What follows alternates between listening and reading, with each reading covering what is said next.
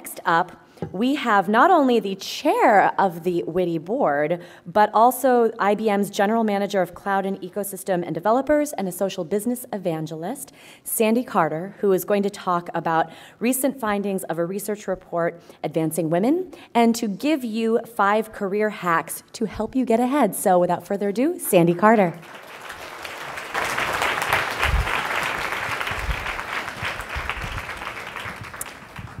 Well, thank you guys so much for being here. It's hard to follow Tiffany at all times, so I'm going to do my best, and my dream here is that each of you will take something home with you that will enhance your career, but also hopefully will enable you to reach back and pull someone else forward. So we're going to talk a lot about Geek Girls. I'm going to give you some facts at the beginning, and some of these you've seen, but some of these were such aha moments for me that I really wanted to share them today, just so you get a feel for what's really going on around tech and girls and women today. So just a couple of numbers. Today, women hold more bachelor degrees than men do. But if you look at the breakout of those degrees, and you look at computer science, you know, when I went to school and I majored in computer science and math, I thought, you know, when my daughter gets here, she's not going to experience the same thing that I did with all these guys in the class. There'll be more women in the class, maybe 50-50 even when my daughter gets to school. But look at the numbers. In 1984, 37% of people graduating with a comp sci degree were women. In 2012, only 12% of people graduating with a computer science degree were women. So we sit there and go, what's happening? What's going on? If you look at the workforce, 50% of the workforce today are women. But if you look at those in STEM careers, only a quarter of those in STEM careers today are women. Now, you just heard from Tiffany, and what Tiffany said was all business is going to be about IT. And so this causes me to pause and say, what can we do? What can we do for young girls? And what can we do for ourselves in order to get more women into technology? So I thought, well, maybe it's because it doesn't impact the bottom line, right? Because businesses are all about the bottom line. Well, this is a Catalyst report. And what they looked at is the business case for women. Is there a business case for women? Is there a business case for diversity? We hear that diversity drives innovation. But does it drive impact in the business? And the answer is yes. So when women are in leadership positions, when they are a portion of the board of a company, when they're in the senior management leadership positions, what happens? 35% higher return on equity, and on average, 34% better return to their shareholders overall. And in fact, if you look at it, this is the one, given my job in the ecosystem, and I work with a lot of entrepreneurs.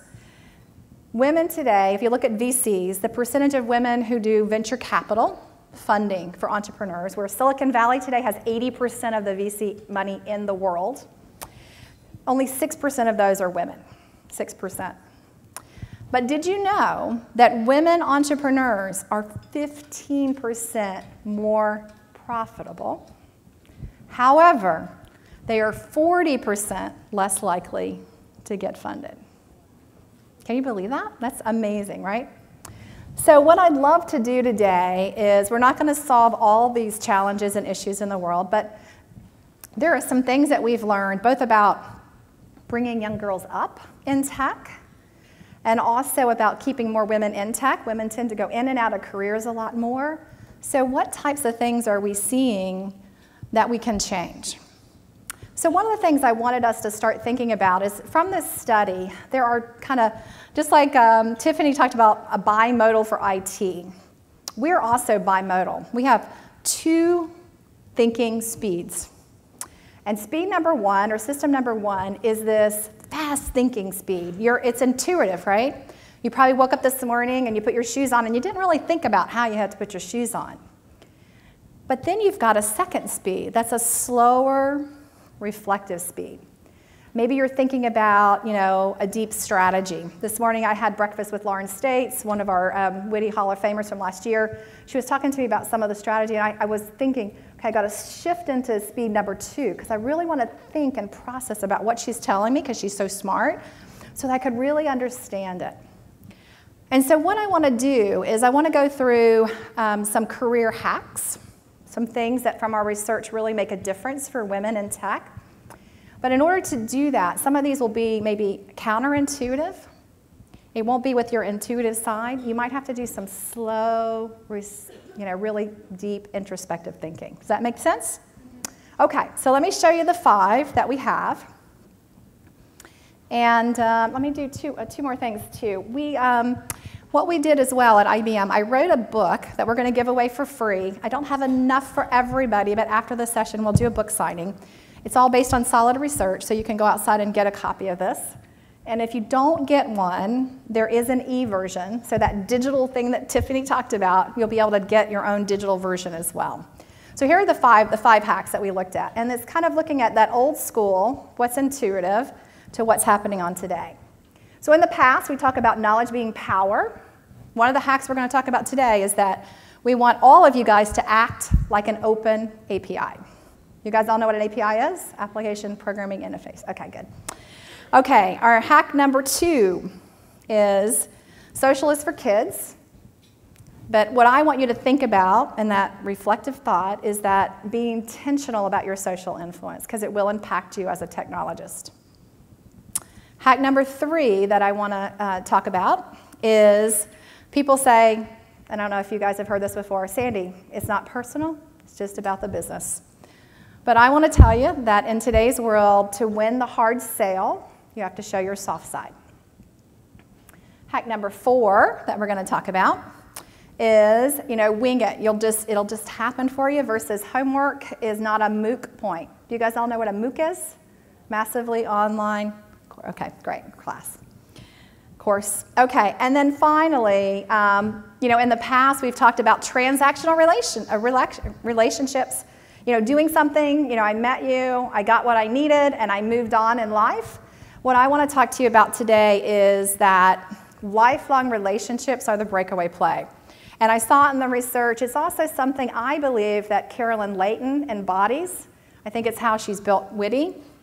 And in fact, in the little book that we'll show you, she's actually written a little section in this particular part about building those lifelong relationships. Okay, so I know this is different than what I normally do, because I normally talk about social or cloud or IoT, but I think this is really important.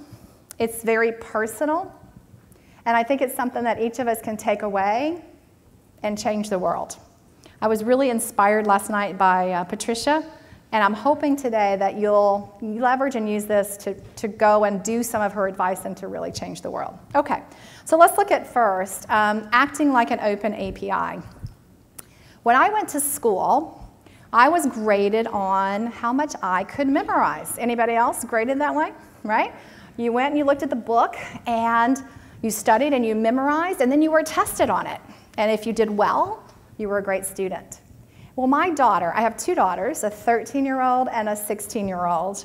My daughter the other day came home with her homework assignment. And guess what? She had a set of 10 questions. But guess what she could do? She could Google the answers. And I was like, what kind of homework is this? So then I started reading it with her. And the point the teacher wanted to make was that they wanted her to find a trusted source. They wanted her to find someone who had expertise in that area, because you guys know that not everything on the internet's true, right? Okay. See, my daughters don't. And so what they were trying to teach is that sharing your expertise, having expertise to share, was actually becoming a new skill. Because it wasn't about how much she memorized. It was about, could she find the answer somewhere from a source that she trusted. So hack number 1, acting like an open API, I think is really important. And so what I did is I studied, and I said, why do companies take their code and they open up their application programming interface? Why do they do it? Because they're not going to do it for fun. They're going to do it because it makes them either more money, grows their market. Why do they do it? So as I started looking at it and studying why companies open up their API, I found that overall, if a company opens their API, their revenues are on average 51% higher. And why is that? Well, more people are building applications or middleware on top of what they have. They expand their reach, so they're touching more people because others are helping them with that open API. And they engage more people. They're more innovative because other people look at that and say, wow, I can do this with it. And that company may not have thought about that particular idea. So think about yourselves for a second. What expertise do you have? What could you open up to make it an API that would extend your reach, could help you engage more of your network, could really provide additional value? So I wanted to show you some examples of how the new world is working. So I was going to Mumbai, India. I've got a couple stories here I wanted to share with you. I was going to Mumbai, India, and I tweeted before I left. I don't know, how many of you guys do that? Do you tweet? Oh, headed here, headed there. So I tweeted, I'm going to India. I'm going to Mumbai. I'm going to speak at this conference. So when I showed up in India, in Mumbai at the hotel, I came in and the manager, the general manager of the hotel, greeted me and he said, Miss Carter, we have your group, and they were too big for one room, so we moved them to another room. So as soon as you finish checking in, you want to go see them. I was like, oh, this is so sweet. You know, all these IBMers are showing up here, and they're going to greet me. I told them it was too late. It was about 11 p.m. at night. I said, that's really nice of them to do that. So I checked in, and of course, now, how many of you guys have flown to India? It's a long flight. My mascara is dripping down my face, my hair is sticking up, my clothes are all wrinkled. So anyway, I go into the room, I open the door, and there's all this music going on, and people are doing this Bollywood dance, and I'm like, oh, close the door. Those are definitely not IBMers. And so I walked back to the general manager, and I said, where are these people that are waiting for me? And he goes, well, that was them. So he walked me back down there, and I'm like, wow, I don't think there's this many IBMers in India. There's a lot of people.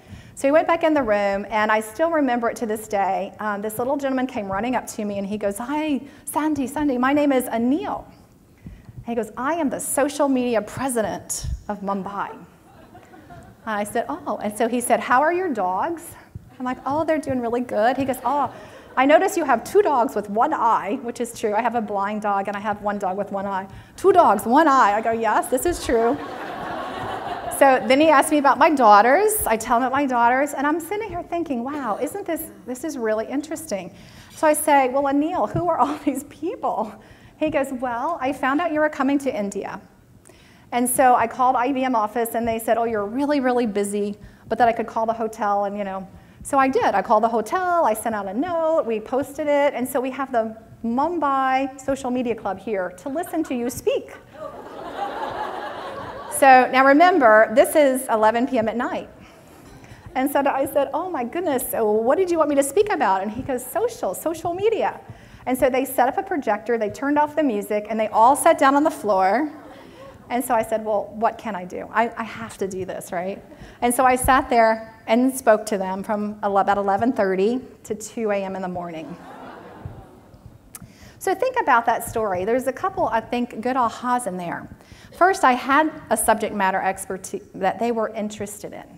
So make sure that you're known for something and open that up. I could have easily said, look, Anil, I'm sorry you got all these people down here. It's not in my calendar. It's not in my agenda. I don't have time. I'm too tired. But instead, I tried to open up and share that expertise. And it was really interesting to me, the power of sharing that expertise. If you look at my Twitter followers, I've got so many from India. When I go back to India, you would not imagine the doors that get opened for me from that one experience of opening up as an API my expertise in this particular area. So think about, what would you do if you tweeted you're going to, by the way, I never do that anymore. I always tweet afterwards, not before. But if you tweeted, I'm going to Mumbai, what would they wait up? What would there be 250 people sitting in a room waiting for you? What would they be sitting there waiting for you to talk to them about at 11 p.m. at night? Now, how could you build that expertise? Well, there's lots of different ways that you can build that expertise. One is sharing out on GitHub or answering questions on Stack Overflow if you're technical. And I think this is a great story. So one of the women who works for me, the second that the Apple Watch came out, what they did was they went out there and they said, wow, how can the IBM technology interface with that watch? What could we do? Within 3 hours, she posted sample code out on GitHub. And in the next hour, she had 3,000 people who had downloaded that code and started to use it. Now, what was she doing? She was building up her expertise. She was sharing. She was opening up that API. And now she gets asked to speak at all these places on how to integrate some of this mobile technology together. Are you guys mentors? Now, every single person in this room, I've met so many of you. You're all amazing women. Do you all mentor other women? Are you sharing your expertise, not just in your technology, but in what you've learned? I was talking to Cheryl, and Cheryl will be inducted tonight into the WITI Hall of Fame, an amazing woman, Cheryl. And she was telling me that it wasn't until she sat down to do the video that she was thinking about her life and what she had learned. And she's a great one for sharing that knowledge, not just on technology, but on how she did things, how she approached things, what that process was. How many of you guys do that? Because each of you have a story that you can share. Now, one of the things that Carolyn and I and David Layton did in partnership with our great partner Intel is we're doing a virtual hackathon right now. And this is going to be opened up through June 30th. And so this is another way that you guys could share your expertise in IoT. You heard it straight from Tiffany, and Gartner wouldn't lie. IoT is the biggest disruptor in the world. And so I would love for you guys to open up your API and think about doing this hack with us. You're going to share great applications. In fact, there's 2 women back here in the room that wrote a really cool little app that monitors for kids a fish tank. Temperature of the fish tank. Can you guys raise your hands? Right there. So they have already submitted their application. It's a great way to teach kids about the power of IoT. So they're sharing their expertise for their company. They've got a startup with everybody else out there, and hopefully also maybe win some prizes, which lifetime membership to WITI, some free IBM cloud services, and some cash from our great partner Intel. But this is another great way to share that expertise as well. So acting like an open API, what does it look like? The first thing you have to do is you have to have some sort of differentiated point of view, right? You've got to have something that people value. Is it your social media expertise? Is it cloud? Is it digital business? Is it that you've started 3 companies and you're a great entrepreneur? Opening up your API could be as simple as starting to write a blog and sharing that information on a blog. Or teaching. Lauren States recently retired. We miss her greatly at IBM, but she has gone back to Harvard, and she's doing a fellowship to learn how to give back to the community. Can you volunteer and teach? Community college. Be an example, be a role model, be a mentor, especially with the crisis we have today and the number of women in tech, in STEM. Just think about if everybody in this room had at least 3 mentees, right? We take the 1,100 people that are here, we take that to 3,300, and then if each of them took 3, we could really impact and change the world. So this is our hack number 1, act like an open API. So, number 2 is around, can I go back, or can you guys take me back?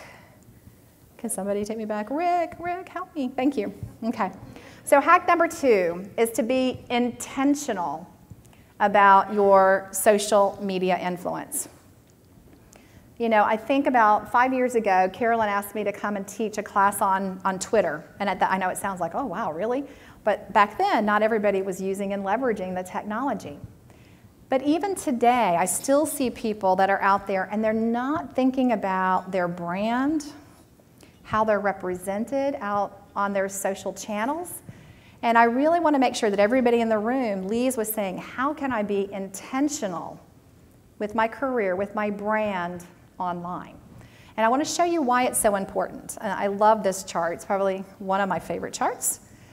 I run a business at IBM, and when I look at that business, I used to look at the BRIC countries. I don't know if you guys know the BRICS, so Brazil, Russia, India, China. Well, we recently got a report to say, what are the new emerging markets? What do we want to go after and capture as a business? Well, what do you notice about those 10 markets up there? 6 of them are not geographic regions. 6 of those are social networks. Facebook's up there, Tencent's up there, WhatsApp, Twitter's up there. So I think it's really important as a woman in tech that you understand the market, that you know what you're going to go after and where you're going to spend your time or investment. And that doesn't just mean geographic markets or just a market segment, but it also means looking at the social networks and seeing and understanding what the impact of what you're doing is going to be there as well. So I'll give you some of the power of using that social influence. So I was going to London, and yes, of course, I did tweet before I left, before I learned my lesson in India. And when I tweeted that I was going to London, the chief marketing officer of one of the major financial companies in London DM'd me, which means they direct messaged me, so only I could see it.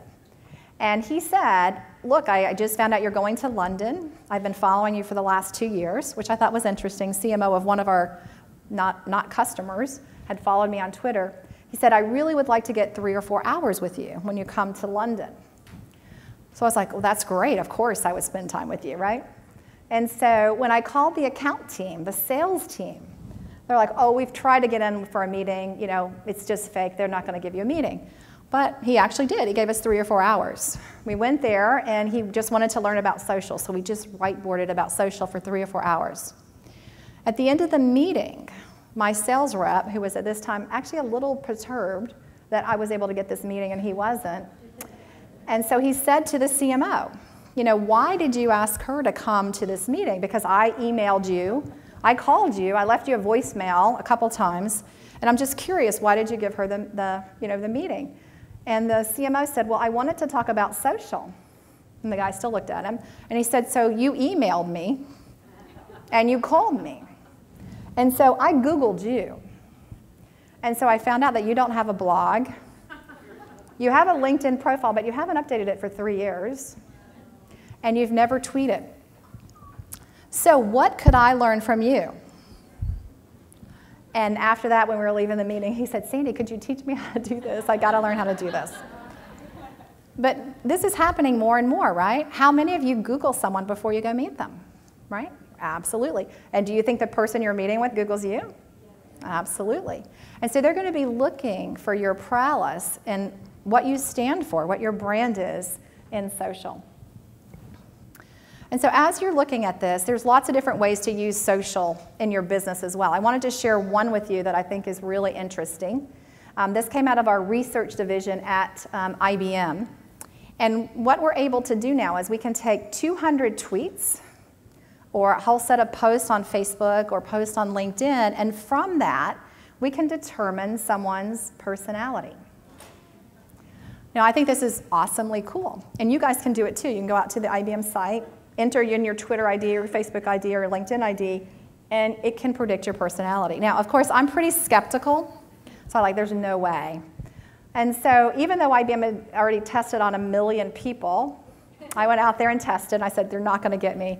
And I did it with 200 tweets, and I'm like, wow, this is really interesting, because I think this is who I am. So then I did it with Facebook, and then I did it with LinkedIn, and it came out the same. So I'm like, wow, this is pretty darn close.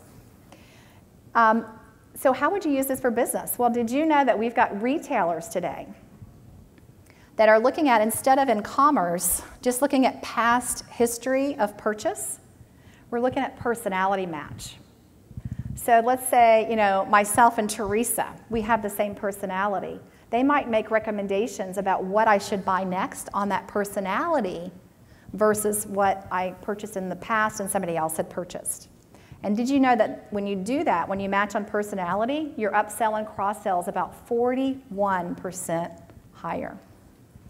So using the power of social. But if you don't know social, you can't understand how to use this. We also have a couple other companies who are using this for selection of projects. So think about employee engagement. You know, to get that great customer experience that Tiffany talked about, requires great employee engagement. And so they're using this personality to say, wow, so this person's personality fits this project, this one fits that project, and they're actually getting higher productivity from their team by matching them with what they're good at. And how many women have I talked to here that said, you know, these are my talents, this is what I wanted to do. And so I went out and created my own company. Well, think about it, if a large company could figure that out and match you up, right, and know that you spoke 11 languages, what power that would be. So in this particular area about being very intentional about your social influence, I would recommend that you're active on the social channels, but be active in the right places. So if you're in banking, there's some great social groups out there, great groups on LinkedIn that really hone in on banking, for instance. You need to be consistent. So I created a calendar of my social media activity, just like I do my social activity. And I say, okay, you know, here's what I want to blog about. Here's some of the, you know, answer areas I want to be in on LinkedIn. I'm very purposeful and intentional about what I'm going to do. It's not haphazard. Just like I don't haphazardly, you know, go out to dinner with people. I'm purposeful and I schedule it. I do the same with social. And then I would encourage you to know your score. There's several, you know, it's called a CRED score, C-R-E-D, or a clout score, K-L-O-U-T. Lots of companies are looking at that for hiring. In fact, I've just recently worked with 2 companies, and their chief marketing officer is not even hiring in their marketing department unless you have a clout score of at least 60. So more and more companies, not just in America, around the world, are using these scores in order to evaluate how you're doing. So our second hack for technical women, you know, your GET score, your Stack Overflow score, your CRED score, your clout score, make sure that you're paying attention to that. Okay, is that helpful so far? 2, okay, so that's 2. So let's go to our number 3. Our number 3, again, is that little, you know, different thought process, which is to win the hard sell, you have to show your soft side. So let's talk a little bit about that. I thought this was really interesting. So your next job, they looked at people who present a resume, you know, go through some of these job search companies, but 70% of jobs are actually found through networking. Now, what do you remember when you network with someone? You remember how that person made you feel.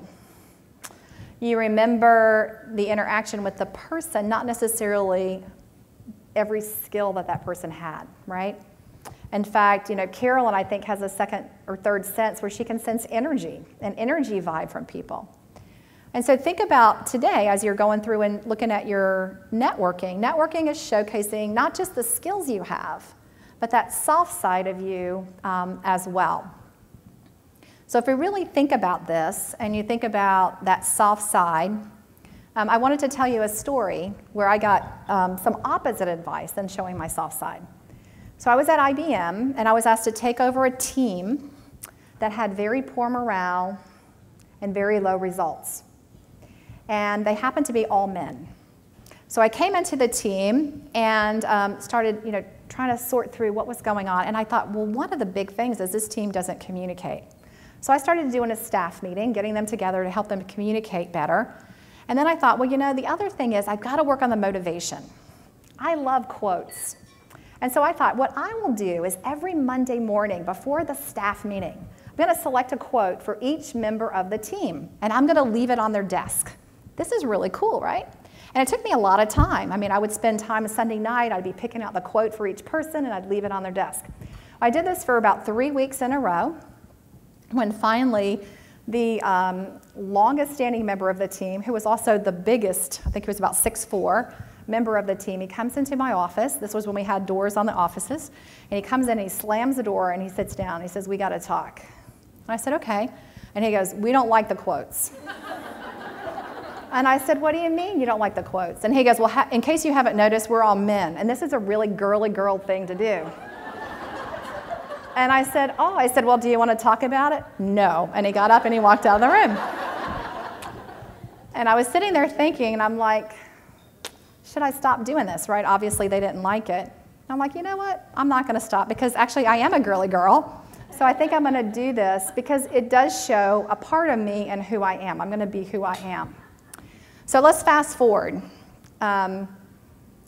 About 15 years later, this gentleman's retiring. Now, when you retire in IBM, you get to only invite a certain set of people to come to your retirement party. He invited me, which surprised me a little bit. So he invited me to the party. So I show up at the party, and the first person I met was his wife. And I introduced myself, and she goes, oh, I know who you are. You're that woman who does the quotes. And I said, yeah, that was me. And I said, I'm so sorry. I know your husband hated that, but it helped me to turn the team around, and it helped me to win that People Manager of the Year award. And I said, it really made a difference, and I'm really sorry your husband didn't like it. And she said, what are you talking about? And I said, well, your husband came to talk to me. He didn't like it. And she goes, well, do you know that he has a shoebox at home, and he kept every one of your quotes? And she said, in fact, one year his daughter bought him, instead of just a shoebox, bought him an official box. And he puts all those quotes in, he put all those quotes in the shoebox. And it was an aha moment for me, maybe 15 years later, that you have to be who you are, right? Everybody else is taken. You've got to be who you are. You've got to show that soft side, because it does make a difference, even if sometimes people say to you, I don't want this. I don't like this. It's not for me. You've got to be who you are. So as you're thinking about this, what is your soft side? And one of the other soft side things I love is telling stories. And this is one of my favorite quotes. I told you I love quotes. And it's, tell me the facts and I'll believe, but tell me a story and it will live in my heart forever. So showing your soft side sometimes means doing things differently, telling your stories, not maybe just telling the facts as it is presented. So I wanted to tell you another story in this particular area of showing your soft side. And this is about having men as allies. And this is a really, I think, interesting story. So I have 2 daughters, as you heard. And I like to talk about my daughters because they give me a lot of great lessons to share and a lot of great analogies and stories. So I was telling yet another story about my daughters, something I had learned.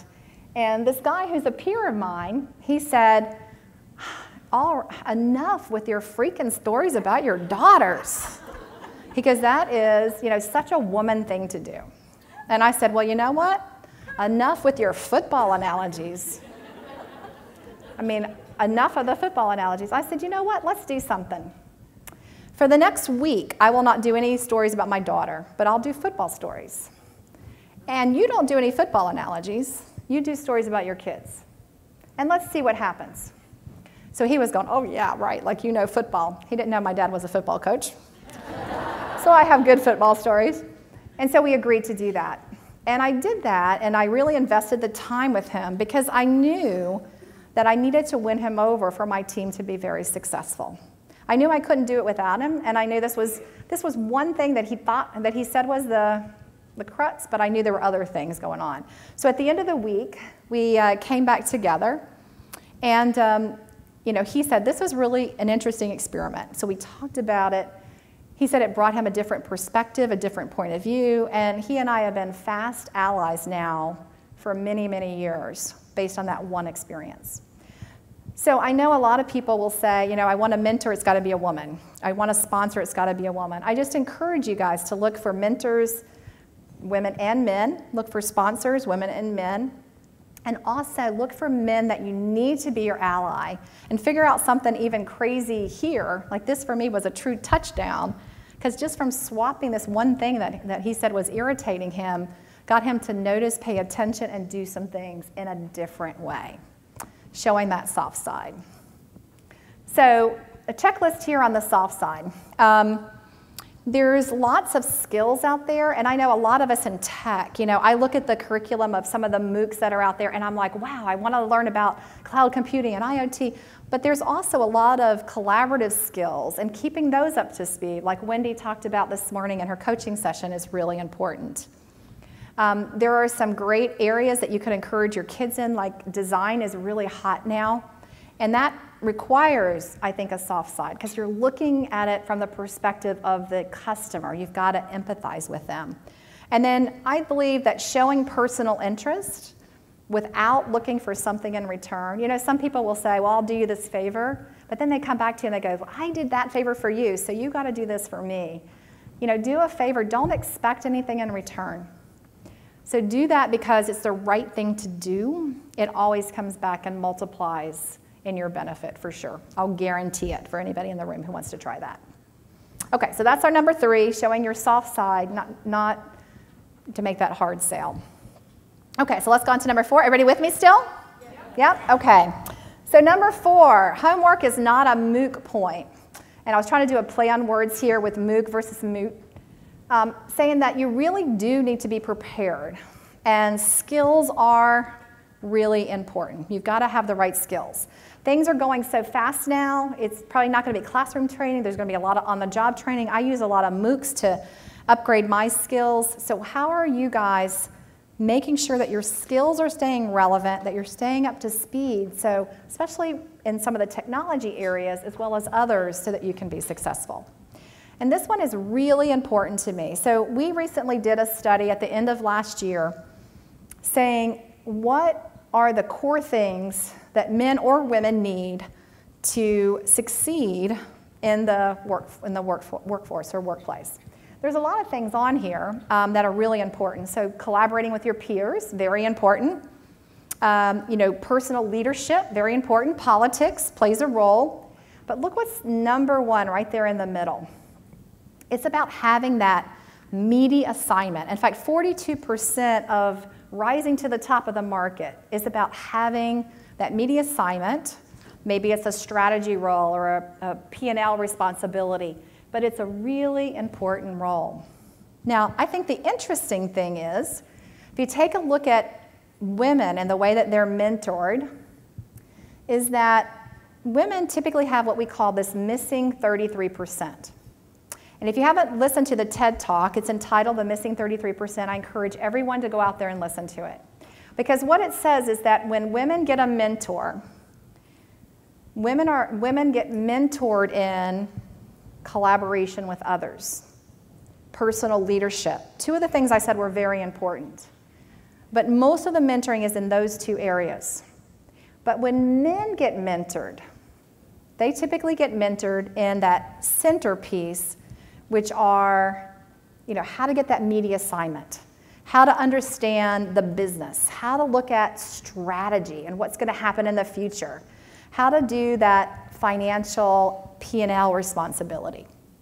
So I challenge each of you, when I listened to this TED Talk, and I actually met the woman who has all the research backing this up, I changed the way that I now mentor people that come into me. I make sure for the women that we talk about a financial statement and how I manage my P&L as a general manager at IBM. I make sure that they're looking at, here's IBM's strategy. Here's what Jenny Rometty, our CEO, believes is our strategy. How do you fit into that? Do you understand that strategy? Have you really looked at, you know, your business, not just what you're doing, but what is your boss doing, so you can add value in those areas? So just think about that as you're mentoring, and if you have a mentor or sponsor, which I hope each of you do, make sure that you are also asking for that training and concentration in that area. The study says that because of that missing 33%, that this is one of the reasons why women are at this glass ceiling level right now. They can't get to the next level because this 33%, that financial, strategic, and business, just not asking enough questions is what's stopping us from going to that next level, doing that piece of the homework, if you would. So this is a great story. Hopefully you guys get this with my little donuts and ones, zeros and ones. Ha ha ha. Okay, good. So I love this story because this was a woman that is an incredible woman. And when she was in business, she thought her bosses kept telling her, you're a good communications person. You're really good at communications. So she actually decided in business to do communications, to write articles for people, to write blogs for people, to do that communications. She wasn't very happy And she thought, well, I don't know if I can do more, because she was constantly told that's what you're good at. That's really all you're good at. And so she decided, well, I'm going to quit that communications role and I'm going to go start a bakery because that's what I want to do. So she went out and she started a bakery. And when she did that, she found out that part of running a bakery wasn't just creating these beautiful design cakes and donuts and everything else, but it was running a business. And she soon created she was hacking a little application in some of the hackathons to create a little application for her business. And she soon found that that was something really interesting to her. So she went back to a coding school. Now remember, originally she was told, you're great at communications. That's really what you're good at. And here she ended up going to her third career into a code school and has now ended up not just working for a great company, making about 5 times what she was making running her bakery, but she's actually writing this application for other bakeries to use to leverage things out. And so I love that story because I think that sometimes we're told stuff and we believe it, even though in our gut we know that we have more, but because others are telling us, that's all we process. And I would just encourage you to go do the homework, because she said she used the code school to validate that she could code, that she could do the zeros and ones, that she could make it. And she proved that she could, that's something that she could accomplish. So here, I do a skills assessment twice a year. Maybe some of the people who work for me don't even know that. I do a skills assessment twice a year. When people are writing their New Year's resolutions, I actually sit down with a glass of wine and I go, what are the skills coming up? Do I have those skills? Do I need to take a class? Do I need to do some on-the-job? Do I need to ask someone at IBM who's super smart to explain that to me? But I do that twice a year to make sure I have those right skills. I think preparing is really important, making sure that you're ready for that next job, and looking and saying, wow, I really want to do that. So I've got 4 or 5 things. How can I get to the rest of it? But not waiting for all of it. So I know many women, what they'll do is when they're interviewing for a job, they'll say, wow, there's 10 criteria. I've got 8 of them. I can't apply because I don't have the last 2. But men will have 4 of them. They're like, ooh, I'm a shoo-in, right? I got it. So prepare, but don't wait. Prepare, but don't wait. And then set stretch goals. You never know what you can do until you try, until you, ask. And I know Sarah's not here, but she caught me in the hall last night. And she said, last year you said to me, do this. And I was like, oh my God, I can't do that. It's a stretch goal. She told me she went out and did it. She's now got a brand new job as a community manager doing some fabulous things. So set a stretch goal for what you have to get accomplished. Okay, our last area, hack number 5, is around building these lifelong relationships, because truly that is your breakaway play. Things happen when you develop the right relationships with people, and you're building it not just for the transaction, not just for what you're going to get out of it, but what you can give to it as you move forward. And I wanted to show you this. This is another study. This was one that we just did for IBM.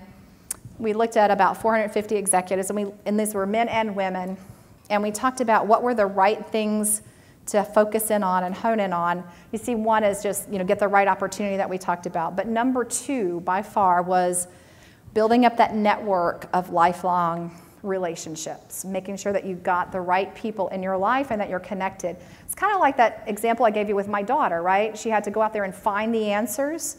And if you've got the right connections, you can always find those answers. You can always get help. So I wanted to give you another story. This was a really interesting story about building a lifelong relationship. I went to this conference. And when I went to the conference, there was a great speaker, but I didn't know who he was. And as I noticed, in many conferences, a lot of people don't sit in the front row. And so I thought, as a speaker, I love to see people in the front row, right? Because I look at them and they smile at me and it makes me more confident. So I said, you know what? I'm going to sit in the front row. So I went and sat in the front row, and he was saying so many great things. So I was just sitting there tweeting away the whole time that he was speaking. So after the conference, everybody was leaving the room, and he jumped off the stage, and he said, Miss, I want to talk to you. And the guy sitting beside me, he said, oh, he wants to talk to you because you were sitting there doing your mail the whole time. So I was like, oh, shoot. So he came over to me, and the first thing I said to him was, I wasn't doing my mail. And he goes, oh, I know, because I do social media, and I just checked real quick, and I could see the sentiment, and you were tweeting a lot about me. I wanted to thank you for that. That was great. So he introduced himself. His name was Jeffrey Gittimore. I don't know if you guys know him. He's written more best-selling business books than anybody else in the world. And so anyway, I was like, I was tweeting about you, and we shook hands, and he said, give me your card. I gave him a card, and he walked out. Well, the next morning, I get to the office, and I have this piece of mail, and the subject line is, holy wow. So I was like, I have to open this piece of mail, right? So I opened it up, and it was a note from him saying, I really appreciated you tweeting about what I did, and I really appreciated you sitting in the front row, because that helped me as you were nodding in between your tweets, and really was great. Could I buy you a cup of coffee next time I've been in New York? Long story short, I've now written 4 books. The last 2 he mentored me on, coached me on for free. He gave me an endorsement, has really helped me out. And we've formed that relationship now. It's been about 10 years since we formed that relationship. And it all started from him jumping off a stage because I made a choice to sit in the front row. So I challenge you guys today. I'm not going to jump off the stage for sure because I've broken my leg and I don't want to break it again. But what is that going to be for you? What is sitting in the front row for you? What chance are you going to take? Or what are you going to do for someone else that you may not even know and you may not even get acknowledged for it? What are you going to do? This is taken from that book I told you that we've got some free copies outside that Carolyn Layton, who is the founder of WITI, and I love some of the advice that she gave, which was what she calls WITI miracles.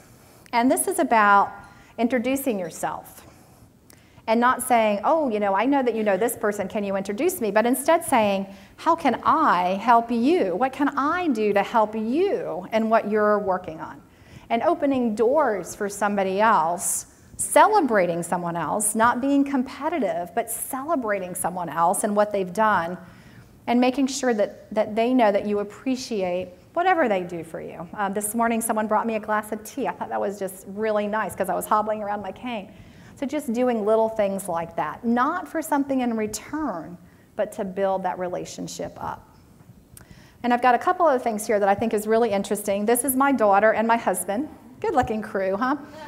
And I have to tell you this story because my daughter came home the other day. Her teacher had already sent me a note. She had gotten accepted in something similar to like a special math class. They don't call it AP, but a very special math class. Because being a math computer science major and focused on STEM, I'm like, yes, right? Only 2 girls got in. So my daughter comes home, and she's dragging, and her head's down, and she's really not happy. So I'm like, well, what happened at school? Because I thought she was going to come home running through the door. She goes, Mom, I'll do the laundry for the year. I'll cook dinner every night. I'll do anything if I don't have to take that stupid math class. And I was like, oh, shoot. I go, this is not good. I go, I want you to tell me why. You're still going to take the class, but tell me why you don't want to take it. And so she said, look, there's only one other girl in the whole class. And the guys who are in there, they're not like cool. My daughter's a cheerleader, and she plays sports, and she goes, they're just not cool, right? They're just not cool. And so I said, well, let me see what I can do about this. And she goes, oh, I don't have to take the class. No, you have to take the class, but let me see what I can do. So I went to the school, and I found out there are 11 math teachers. Of the 11, only 2 are women. One is getting ready to retire, and the other was a super cool woman. And I went to her and I said, could you please mentor my daughter? She needs a great role model who's not her mom to show her that this is a great thing. And so the woman said, well, look, I'm really busy. I'm really the only woman math teacher here. So I asked her 5 times, and at the end, I think she said, please go away. I'll do it. I'll do it. And so she started mentoring my daughter. Very excited now to be in the math program. She says the same things I do, but they matter a lot more when someone who's not her mom says that. In this little book, she actually asked me when I was writing it, she said, can I write a little article to help other girls understand how important this is? And so she has a little article in here about why she now raises her hand in math class, why she doesn't care if she gets it right and everybody calls her smarty pants, and why this is going to make a difference in her life in the future. And it all started because this one math teacher at the school agreed to be a mentor and form a lifelong relationship with my daughter.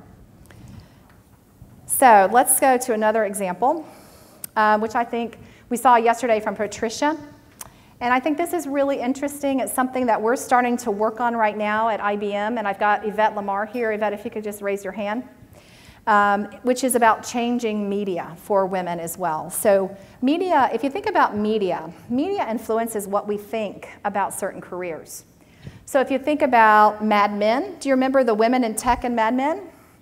They were kind of behind a screen. It looks like they were almost like assistants or secretaries. And if you watch The Big Bang Theory, anybody want to be like them? Not me. Well, maybe make the much amount of money they make in the real life, but so what is the role model? So I've been doing a lot of research on this. How did the medical profession change getting more women into the medical field? How did the legal field change what they are doing?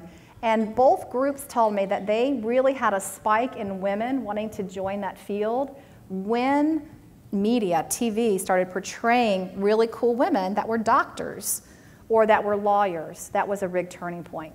So one of the things that we're really working on with a group called Girls Who Code and hopefully WITI with Carolyn is to change some of that perception. Like what Patricia plays in CSI Cyber, right? A strong woman who's got technical skills, who's not, a super dorky geek kind of person. So I think this is another thing about forming a lifelong relationship. If you think about your kids or shows that you watched, I don't know, someone said the other day Gilligan's Island impacted their life. You form a lifelong relationship with some of the things that you watch, right?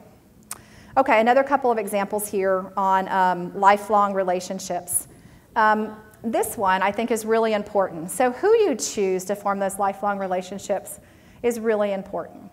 And one of the lessons that I learned is that dads of daughters, remember we talked about men as allies, dads of daughters are really, really good folks to look at that lifelong relationship with. If you got a strong dad that's working with a daughter, they're twice as likely to stay in school. They score higher in STEM degrees. So I run something at IBM. I founded it 9 years ago called the Super Women's Group. It's for internal IBM. We've got about 38,000 women now that are part of that Super Women's Group.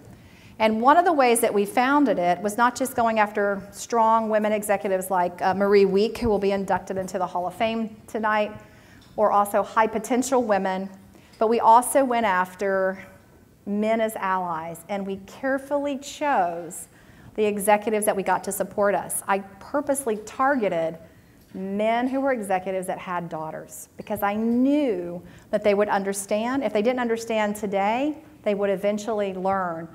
And I asked several of them, so if your daughter took a job with IBM, would you want her to be paid less than another person? No way. No way, right? You're protective of your daughter. So I would think about your lifelong relationships, making sure that you're looking at this particular group. So relationship checklist, network, network, network, which means making sure you're showing that soft side as you do that. Create a career advisory board. I don't know how many of you have that, but any great company has a board. And when they choose that board, they look for someone who has tech skills, marketing skills, all different sorts of skills to make that board. Well, I think every person should also have that career advisory board, right? So you need someone who can advise you on different parts of your life and your career. So make sure you form that board for you personally and your career. And then be present and engage. I just did a talk for a group of millennials. And I thought it was so funny because my entire presentation, I want people to tweet. But during my entire presentation, I never saw anybody's eyes. I mean, the entire presentation. And so after I finished speaking, they all ran up to me and they said, we want to learn how to network more. What should we do? And this entire conference, I was bumping into people in the hall because they were on their devices. I was like, be present and engage like in real life. So think about that for you too. Are you present and engaging? That lifelong relationship is not just for work. It's for your kids as well. All of us come home and we're tired, but make sure that you're present and engaging as you go along. Okay, we talked about the Geek Girls or Chic. We'll do that outside. These books are free, and I don't know how long they'll last, but you guys, if you grab one, if you don't get one, we'll give you the URL, and you can download it digitally as well. Okay, so the 5 things that I want to make sure that you guys take away, and hopefully, again, my dream here is that I've acted like an API for you and shared some of the advice from this research. and that it's actionable for you. Like you're like, this is going to make a difference, not just for me, but for me to give back to others and change the world.